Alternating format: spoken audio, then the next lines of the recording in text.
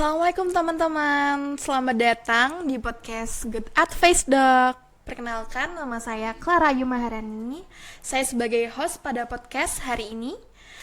Oke, kali ini kita akan membahas mengenai topik yang sangat sering menjadi pembicaraan di masyarakat, yaitu mengenai infeksi saluran pernapasan atas atau yang biasa disebut dengan ISPA. Kali ini topik ini akan dibahas lebih lanjut, lebih jelas oleh Dr. Arvin Nurhenditya. Selamat pagi, dokter. Selamat pagi Mbak Clara. Apa kabar, dokter? Sehat-sehat. Mbak Clara sehat? Alhamdulillah sehat, dokter. Oke. Oke, sebelum masuk ke diskusi mengenai ISPA, bisa berkenalkan diri dulu, dokter, kepada teman-teman di rumah yang menonton. Oke, terima kasih. Halo teman-teman semua yang sedang menonton. Perkenalkan, saya Arvin, saya dokter umum. Saat ini saya berpraktek di RSU Mitra Paramedika dan di klinik. Sehari-hari ya saya praktek di mengenangani pasien-pasien umum gitu Mbak Clara. Di kliniknya ya, dok? Iya, di klinik. Kalau di rumah sakit memang di manajemen Di manajemennya aja. Iya. Oke, dokter. Kita sebelum membahas mengenai ISPA atau infeksi saluran pernapasan atas, di musim hujan seperti ini kan banyak terjadi penyakit-penyakit ya, dok, terutama ISPA nih. Betul. Apa sih, dok, penyebab paling utama dari ISPA tersebut? Ya, oke. Sebenarnya kalau ISPA itu kan infeksi saluran pernafasan atas. Ya. Kayak kita. Jadi kalau penyebab ISPA itu sebenarnya ada banyak. Kalau infeksi saluran pernafasan atas, itu kita ke batuk-batuk, pilek, radang tenggorokan. Nah, itu sebenarnya sudah termasuk ISPA. Untuk penyebabnya sendiri rata-rata ada dua, Mbak, virus sama bakteri. Oke. Gitu.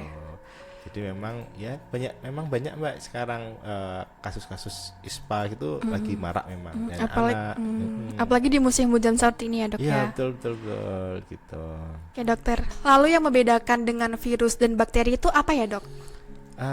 Kalau virus itu kan self-limited disease ya, jadi dia nggak bisa diobatin. Itu sebenarnya dengan daya tahan tubuh dia bisa sembuh sendiri, Mbak Clara. Rata-rata di 3-5 hari pasti sudah sembuh. Nah, kalau bakteri karena dia berupa bakteri ya, mikrobakterium terutama, bakterinya banyak sekali sih. Ada pneumococcus, bisa monococcus, streptococcus, banyak macamnya ya, banyak.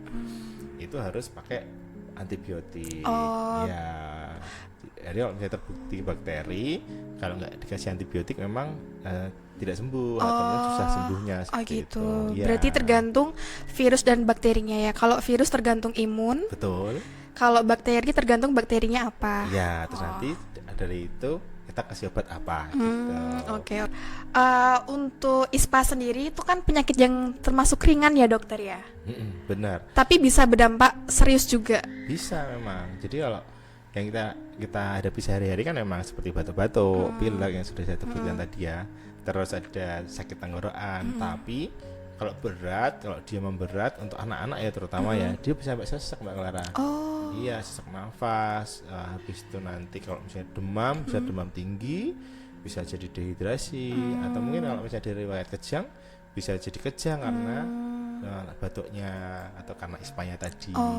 Gitu. Bahkan kalau yang paling terberat pun bisa juga ada beberapa bakteri. Ada bakteri yang dia itu bisa berisiko menjadi meningitis. Iya, jadi radang di membran di otak. Betul. Gitu. Berarti bisa separah itu ya, dok ya? Betul. Jadi sebenarnya emang apapun penyakitnya sebenarnya kita tidak perlu panik tapi tetap waspada gitu. Oke, baik, dok. Berarti harus segera dalam perawatan medis ya, dok, kalau udah. Iya, betul. Tapi memang Seperti kan itu ada ini ya, ada perjalanannya. Jadi kalau misalnya anak-anak biasa demam-demam dulu, kasih aja dulu penurun demamnya. Terus ada batuk ya dikasih obat batuk pun tidak masalah. Cuman kalau sudah memberat atau 2-3 hari tidak membaik, ya sebaiknya diperiksakan. Harus segera ya, dok ya. Kalau nggak bisa semakin parah ya, dok ya. Bisa semakin parah atau mungkin yang tadi yang ada beberapa hal yang mungkin tidak ingin kita terjadi gitu bisa. Oke. Lalu bagaimana, dok, untuk pencegahan ISPA sendiri, dok? Oke, kalau pencegahannya ya terutama di musim saat seperti ini memang baiknya pertama kita makan makanan bergizi, minum minuman sehat, jaga pola hidup yang bagus, olahraga kayak gitu. Tapi kalau misalnya udah terlanjur nih, misalnya kita lagi nggak enak badan, ya istirahat dulu, istirahat, minum minuman hangat, air putih kayak gitu. Terus habis itu minum vitamin, minum obat kayak gitu. Jika belum membaik, segera ke dokter. Terus jangan lupa pakai masker kalau misalnya berinteraksi dengan orang-orang sekitar gitu, biar nggak menularkan. Oke, baik dok. Oke, biasanya itu gejala ISPA itu kan mirip dengan gejala penyakit lainnya dok ya. Nah, bagaimana cara membedakan ISPA dengan penyakit lain dok? Ya, kalau ISPA kan sebenarnya luas ya mbak. Jadi kalau mungkin kita masuknya ke infeksi saluran pernafasan aja nih. Bisa juga ada pneumonia, bisa juga karena TBC misalnya. Itu kan mirip-mirip semua tuh. Jadi kalau ya, infeksi saluran pernafasan yang dari virus atau bakteri tadi itu juga bisa menjadi banyak hal. Kayak misalnya TBC. TBC itu juga karena Microbacterium tuberculosis kan gitu. Dia tandanya paling sering ya batuknya tuh lebih dari 2 minggu tuh. Kalau yang TBC ya, jadi dia udah diobatin. Biasanya pindah-pindah kan, atau mungkin kontrol gitu. Kok belum sembuh nih 2 minggu. Nah itu mungkin bisa juga terjadi dia terinfeksi Mycobacterium tuberculosis atau TBC. Nah itu gejalanya nggak cuma itu, bisa demam, bisa penurunan berat badan kayak gitu. Nah, terus untuk mengetahuinya apa, kita harus cek dahak atau sekarang juga bisa ronsen pun juga bisa gitu.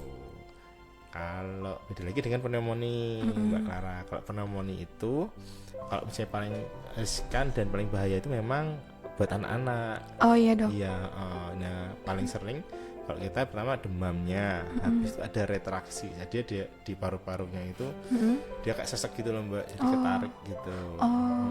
Nah itu kan tandanya juga dia kekurangan oksigen ya. Nah itu memang harus segera diobati karena bisa memang berakibat fatal kalau misalnya pneumonia gitu. Oh berarti ISPA, TBC dan pneumonia itu emang gejalanya mirip-mirip ya dok? Iya mirip-mirip. ISPA yang karena virus itu juga mirip-mirip seperti itu. Tapi memang tingkat keparahannya, tingkat lamanya itu beda-beda dan cara penanganannya itu beda-beda. Juga beda ya. Iya. Oke. Jadi harus diperiksa, terus perlu ada pemeriksaan penunjang tadi, ronsen. Iya, biar bisa membedakan ya dok. Betul. Oke. Untuk terkait pengobatannya sendiri, apakah tadi kan ISPA itu ada yang disebabkan oleh infeksi dan bakteri ya dok? Ya, Nah, infeksi virus sama bakteri. Oke. Ya. Nah, untuk pengobatannya itu juga berbeda infeksi dengan bakterinya itu yang Betul. disebabkan itu. Ya. Kalau tadi ya kalau virus kan kita sebenarnya nggak perlu diobati asal daya tahan tubuhnya bagus itu sembuh sendiri. Jadi minum aja tuh vitamin boleh, peningkat imun juga boleh.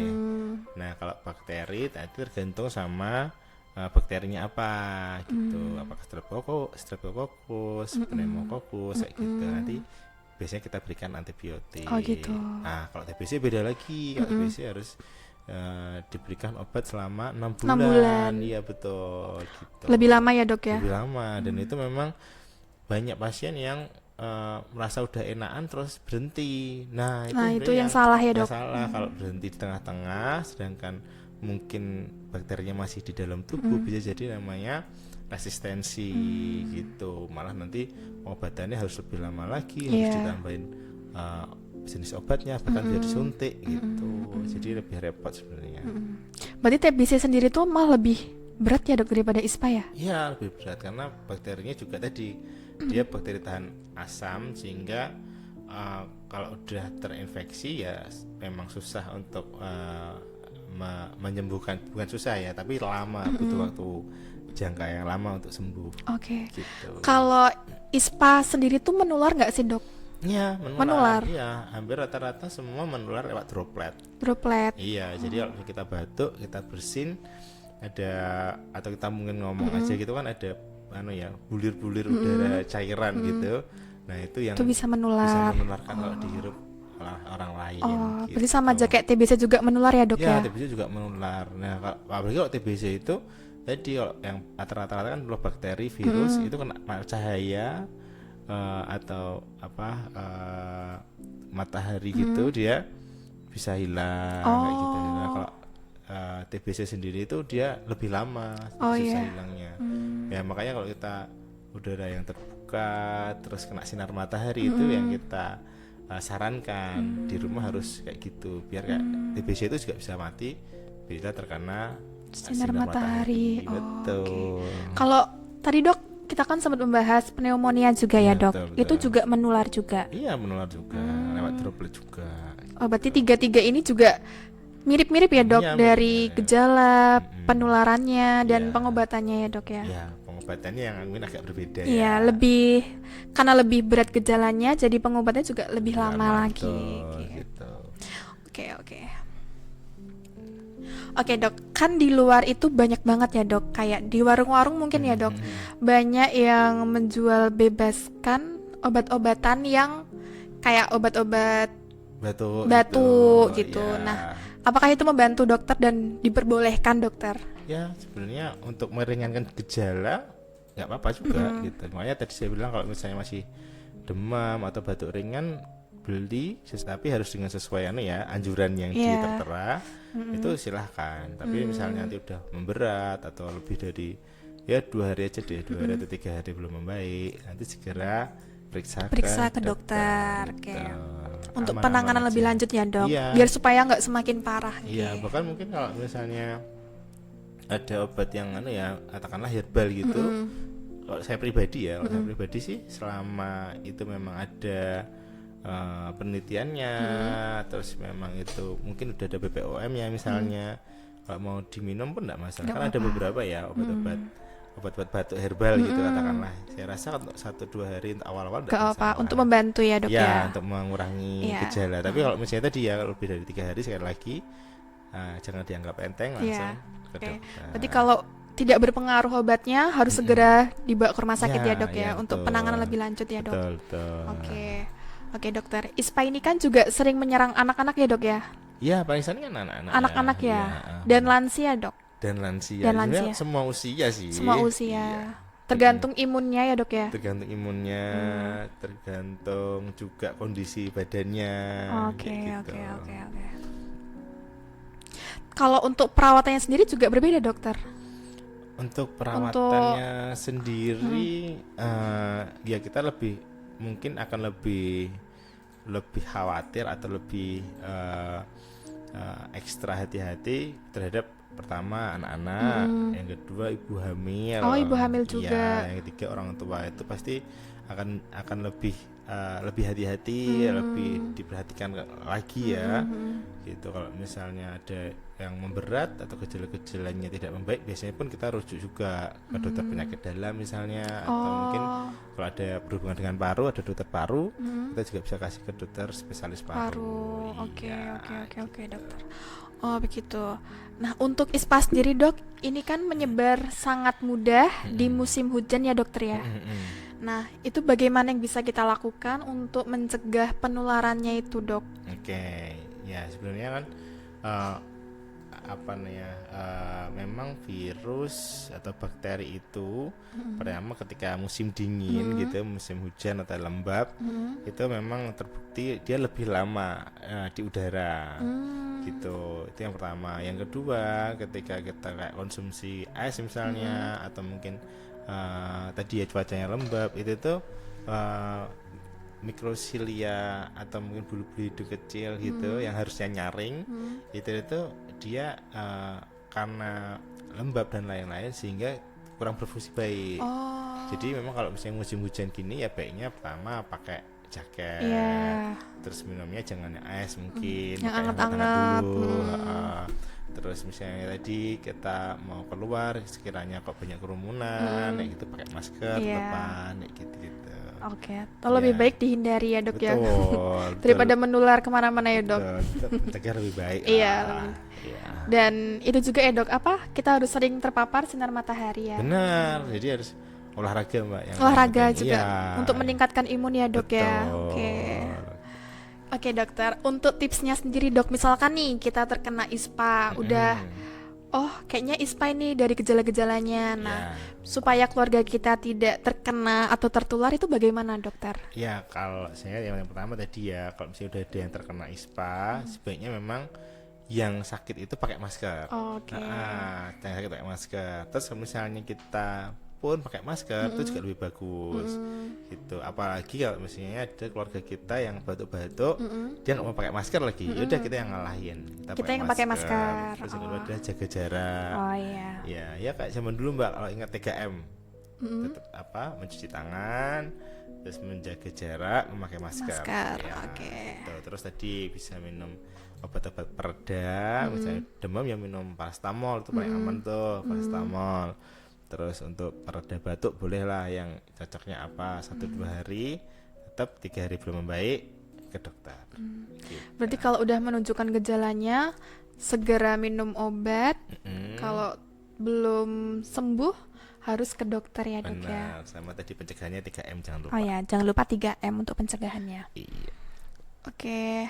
Nah, dokter untuk ISPA sendiri tuh ada vaksinnya nggak sih dokter? Kayak TBC, pneumonia, penyakit-penyakit yang dari saluran pernapasan, Iya. itu ada vaksinnya dokter? Ada. Oh, ada. Iya. Hampir semuanya itu ada vaksinnya ya. Jadi TBC pun ada, kita waktu kecil udah disuntik ya BCG. Terus influenza itu juga ada, Oh, ya. vaksin influenza, vaksin pneumonia juga ada. Cuman memang jangan salah sangka juga kalau vaksin itu nanti dia bebas terkena penyakitnya. Enggak. Ya orang kan kadang-kadang aku udah vaksin kok tetap sakit Oh, sih iya, gitu. Sebenarnya kan vaksin itu karena kita udah terpapar, jadi antibodi kita itu lebih prepare, ya, gitu. Jadi harapannya adalah tidak semakin berat akhirnya. Jadi misalnya pun sakit, ya yang pertama mudah sembuhnya, yang kedua emang jadi karena udah siap, jadi kita nggak terlalu sakit lah. Oke, gitu. jadi vaksin itu membantu imun kita ya dok ya? Iya, Oke. jadi lebih prepare aja. Oke. Bukan mencegah terus nggak kena ya. Oke. Oke dokter, kita akan membahas ini dokter. Ada banyak mitos dan fakta di masyarakat dokter mengenai ISPA dan lain sebagainya. Kita akan mencoba dokter nanti menjawab mengenai itu mitos atau fakta ya dok ya. Boleh. Oke, ada salah satu pertanyaan yang sering kali ditanyakan, yaitu adalah apakah salah satu faktor ISPA itu dari genetik orang tua dokter? Kalau genetik orang tua, ini sepemahaman saya, memang ada beberapa yang jurnal yang pernah saya baca itu juga.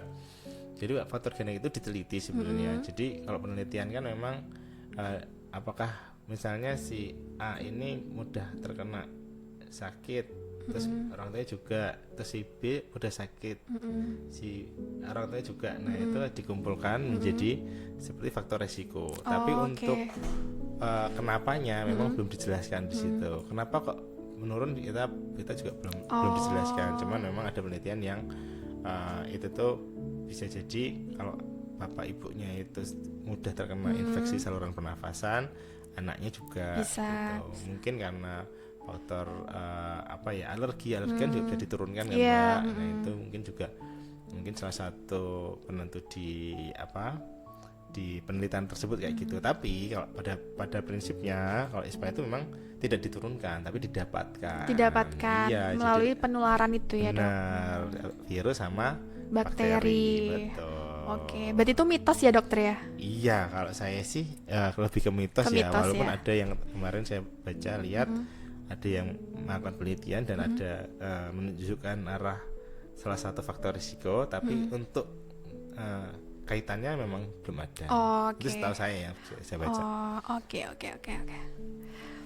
Baru-baru ini kan lagi booming ya dok mengenai virus baru dari Cina, yaitu virus HMPV atau Human Metapneumonia Virus. Benar.